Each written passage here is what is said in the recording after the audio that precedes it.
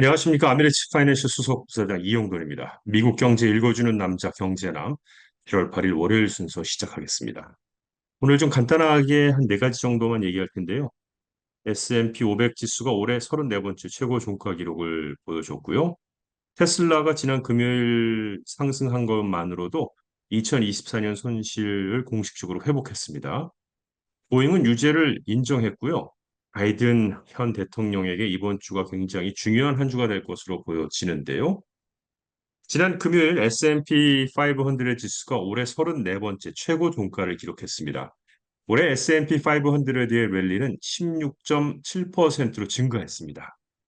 나스닥 종합지수 또한 테슬라와 엔비디아의 주도로 새로운 최고치를 기록하며 연초 대비로는 22.3% 상승했습니다. 한편 다우존스 산업평균 지수는 0.17%, 즉 67.87포인트 상승했습니다. 지난 금요일의 랠리는 최신 고용 보고서가 연방준비제도의 금리 인하 희망을 재점화하면서 발생했습니다. 투자자들은 이번 주에 발표될 화면에도 보이시지만 인플레이션 데이터를 주목할 것이고요.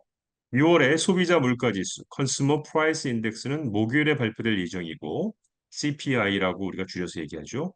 그리고 PPI, 생산자 물가지수 데이터는 금요일에 발표될 예정입니다. 자, 오늘 월요일 S&P 500 지수는 투자자들이 올해 시장 랠리의 지속성에 대한 단서를 얻기 위해 중요한 인플레이션 데이터를 기다리면서 새로운 최고치로 상승했다가 조금 주춤하는 모습을 현재는 보여주고 있고요. 또 주요 금융 대기업과 소비자 기업의 실적 발표도 이번 주에 예정되어 있습니다. 전체적으로 시장 지수는 상승을 했는데요. 나스닥 종합지수도 조금 상승을 했고요.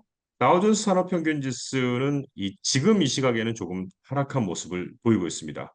그런데 인텔하고 보잉이 각각 5%와 2% 상승하며 다우 지수의 하락을 많이 막고 있는 그런 상황입니다.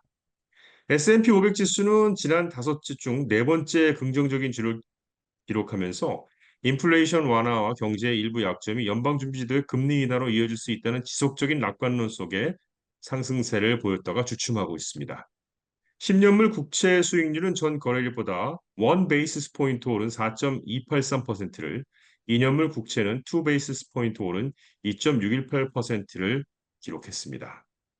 지난주의 노동 데이터는 약간 냉각된 고용 시장을 반영하여 금리 인하 기대를 촉발했는데요. 6월에 미국 경제는 예상보다 더 많은 일자리를 추가했지만 실업률이 4%에서 4.1%로 예상치 못한 상승을 보였습니다. CME 페드워치 툴에 따르면 트레이더들은 현재 2024년에 두 번의 금리 인하를 예상하고 있으며 첫 번째 인하는 9월로 예상되고 있습니다. UBS 전략가 빈센트 헤니는 월요일 노트에 이렇게 썼습니다. 올해는 견고한 경제와 실적 성장, 금리 인하, AI에 대한 투자 증가로 인해 주식에 대한 근본적인 배경이 여전히 지지적이라고 믿습니다라고요. 또 시티그룹과 JP모간 체이스를 포함한 주요 은행들은 이번 주에 2분기 실적 발표 시즌을 시작할 것입니다. 펩시하고 델타 에어라인도 결과를 발표할 예정입니다. 주식은 강력한 한 주를 보낸 후 S&P 500과 나스닥 종합지수는 사상 최고치를 기록하여 주간 마감에도 기록적인 수준을 보였다라고 다시 한번 말씀드릴 수가 있겠습니다. 네, 매그니피센트 세븐. 얼마 전까지 이 매그니피센트 세븐을 6로 해야 한다라고 했는데 테슬라가 매그니피센트 세븐에 다시 진입을 했네요. 그래서 이번 랠리는 다른 기술주들과 달리 인공지능에 관련한 모멘텀이 아니라 전기차 배송에 대한 안도로 이번 테슬라의 주식 랠리가 시작이 되는데요. 지난 금요일에 상승한 것만으로 2024년 손실을 공식적으로 회복했습니다.